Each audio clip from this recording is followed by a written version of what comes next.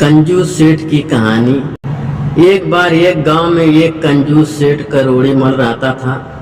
वह अपनी कंजूसी के लिए पूरे इलाके में प्रसिद्ध था कि यह भी कौड़ी कौड़ी के लिए जान देता है। एक दिन उसे अपने से भी ज्यादा कंजूस व्यक्ति के बारे में पता चला।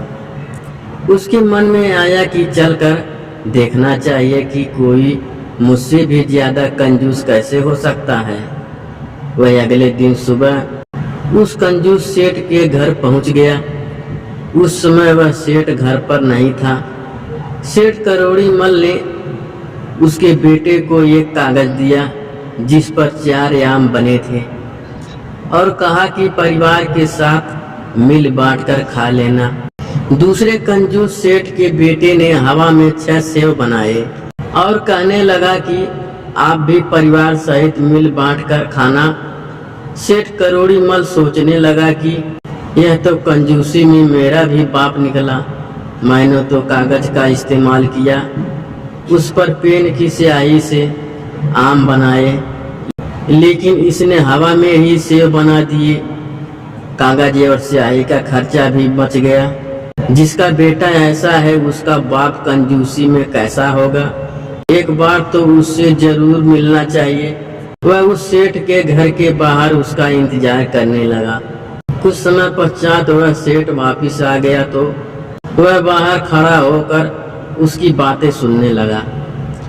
उसके बेटे ने बड़ी खुशी खुशी अपने पिता को बताया कि दूसरे गांव से एक कंजूस सेठ आपसे मिलने आया है। उसने एक कागज पर बनाकर मुझे आम दिए और कहने लगा कि पूरे परिवार सहित खा लेना। मैंने हवा में उसे 4 सेव बनाकर कहा कि आप भी परिवार सहित मिल बांट कर खा लेना। इतना सुनते ही कंजूस सेठ क्रोधित हो गया। तो बाहर खड़ा कंजूस सेठ सोचने लगा कि यह इतना क्रोधित क्यों हो गया। उसके बेटे ने तो हवा में ही सेव बनाकर दिए थे। वह सेठ अपने बेटे को कहने लगा कि अगर उसने आम दिए तो तुमने सेव बनाकर क्यों दिए। आम बाजार में 20 रुपए किलो बिक रहे हैं और सेव 40 रुपए किलो। तुमको हवा में भी इतने महंगे फल देने की क्या जरूरत थी। आगे से इस बात का ध्यान रखना। अब जो सेठ बाहर खड़ा था कहने लगा कि सच में यह सेठ कौड़ी कौड़ी दांतों से पकड़ने वाला है।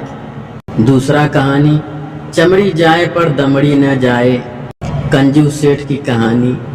एक बार एक कंजूस सेठ अपनी दुकान से घर आया तो उसने देखा कि घर में जल रहे दीपक की लौ बहुत ज्यादा थी। उसने अपनी पत्नी को डांटते हुए कहा कि तुमने दीपक की लौ इतनी बढ़ा कर रखी है, तुम तो इतनी महंगाई में मुझे कंगाल करके छोड़ोगी। अभी वह अपनी पत्नी को डांट ही रहा था कि उसे याद आ गया कि शायद वह दुकान का ताला लगाना भूल गया है। वह उल्टे पांव दुकान की ओर चला गया। जब वह वहां पहुंचा तो उसने देखा कि ताले तो पहले से ही लगे थे। उसे केवल भ्रम हुआ था कि उसने ताले बंद नहीं किए। वह जल्दी अपने घर की ओर लौट गया। घर पहुंचकर उसने देखा कि दीपक की लौ पहले से कम हो गई थी। उसने पत्नी से पूछा कि तुमने इस दीपक की लौ कैसे कम की। पत्नी बोली सुई की नोक से। कंजूस सेठ झुठलाहट में बोला सुई की नोक पर लगा तेल बेकार गया। पत्नी बोली नहीं, मैं भी आपकी पत्नी हूँ, उसे तो मैंने अपने सिर पर लगा लिया था। पत्नी ने कंजूस सेठ को उलाहना दिया कि मुझे तो तुम फटकार रहे हो, लेकिन खुद भी तो दुकान पर दोबारा गए, उससे तुम्हारे जूते बेकार में घिस गए होंगे। कंजूस सेठ बोला भगवान, मैं बेवकूफ थोड़ी हूँ, मैं तो जूतों को अपनी बगल में दबाकर स्वयं नंगे पांव गया था। ऐसे ही लोगों के लिए कहा जाता है कि चमड़ी जाए पर दमड़ी न जाए।